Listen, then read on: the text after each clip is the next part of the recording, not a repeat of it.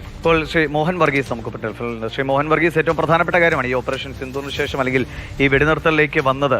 അത് Donald Trump നേരത്തെ പ്രഖ്യാപിക്കുന്ന ഒരു സാഹചര്യം ഉണ്ടായത് എന്തുകൊണ്ട് എന്നതാണ്. പക്ഷേ ഇന്നലെ പ്രധാനമന്ത്രി കൃത്യമായി അദ്ദേഹത്തിന്റെ നിലയ്ക്കുള്ള ഉത്തരം നൽകിയിട്ടുണ്ട്. എങ്കിലും ചർച്ചകൾ തുടരുകയാണ്. എങ്ങനെയാണ് ആ ഇന്നലത്തെ ഉത്തരങ്ങളിൽ നിന്ന് വ്യക്തമാകുന്നതാണോ ഇന്ത്യയുടെ നിലപാട്?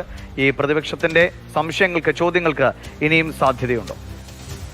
സുഖകരമായ ചില ചോദ്യങ്ങൾ പ്രതിപക്ഷത്തിന്റെ ഭാഗത്തു നിന്ന് പ്രധാനമന്ത്രിക്കും മന്ത്രിസഭയ്ക്കും പ്രതീക്ഷിക്കാവുന്നതേ ഉള്ളൂ. അത് സ്വാഭാവികമാണ്. ജനാധിപത്യ ഭാരതത്തിന്റെ ഒരു പശ്ചാത്തലം അങ്ങനെയാണ്. കാരണം ഒരു യുദ്ധ അന്തരീക്ഷത്തിലായിരിക്കുമ്പോൾ പ്രതിപക്ഷം പൂർണ്ണമായി സഹകരണത്തിന്റെ പാതയിലാണ്. പക്ഷെ ഒരിക്കൽ വെടിനിർത്തൽ ആയിക്കഴിഞ്ഞാൽ ന്യായമായി സുരക്ഷയെക്കുറിച്ചുള്ള ചോദ്യങ്ങൾ ഉണ്ടാകാം.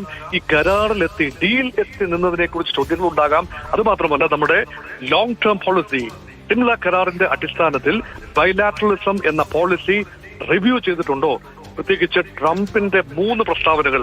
ഒന്ന്, യുദ്ധം അവസാനിക്കുന്നതായി ആദ്യം ലോകത്തിന് സൂചന നൽകുന്നത് ഡൊണാൾഡ് ട്രംപ് തന്റെ സോഷ്യൽ പ്ലാറ്റ്ഫോം ഉപയോഗിച്ചുകൊണ്ടാണ്. അത് കൃത്യം 2 ദിവസം മുമ്പ് 5:30 മണിയായപ്പോൾ 5:33 ആയപ്പോൾ ലോകത്തെ അറിയിക്കുന്നു.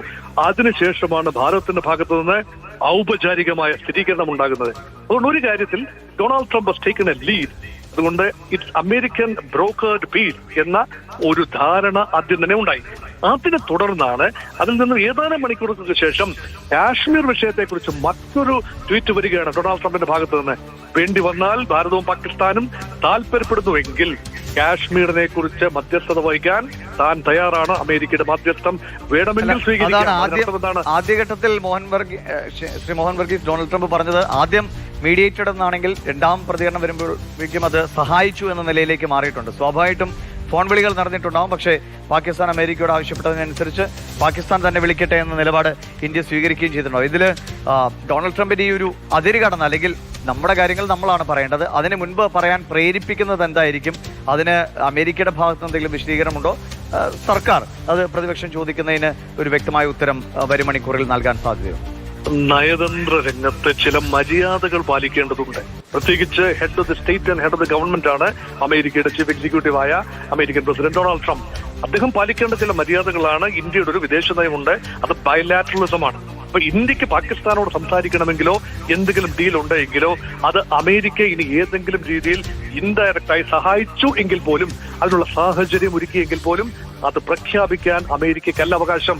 അതിന്റെ അവകാശം ഇന്ത്യക്ക് പാകിസ്ഥാന് മാത്രമാണ്. ആ ലക്ഷ്മണ രേഖ ഡൊണാൾഡ് ട്രംപ് ഭേദിച്ചു എന്ന് പറയുമ്പോൾ യഥാർത്ഥത്തിൽ ചില കാര്യങ്ങളിൽ കുറച്ചുകൂടി വ്യക്തത വരുത്താൻ ഭാരതം നിർബന്ധിതരായി. അതിനുശേഷമാണ് അമേരിക്കൻ പ്രസിഡന്റ് മറ്റൊരു കാര്യം, കഴിഞ്ഞ ദിവസമാണ് അമേരിക്കൻ പ്രസിഡന്റ് ഭാഗത്തു നിന്ന് മറ്റൊരു കാര്യം വരികയാണ്.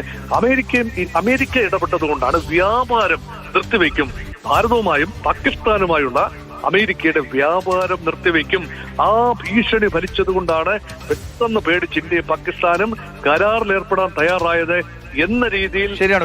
ഒരു രാജ്യത്തിന്റെ ഭരണാധികാരി പറയേണ്ട ഒരു ശൈലിയിൽ പോലും അല്ല ട്രംപ് അത് പറഞ്ഞതെന്ന് വ്യക്തമാണ്. വളരെ നന്ദി ശ്രീ മോഹൻ വർഗീസ് പ്രതികരണം അറിയിച്ചത്.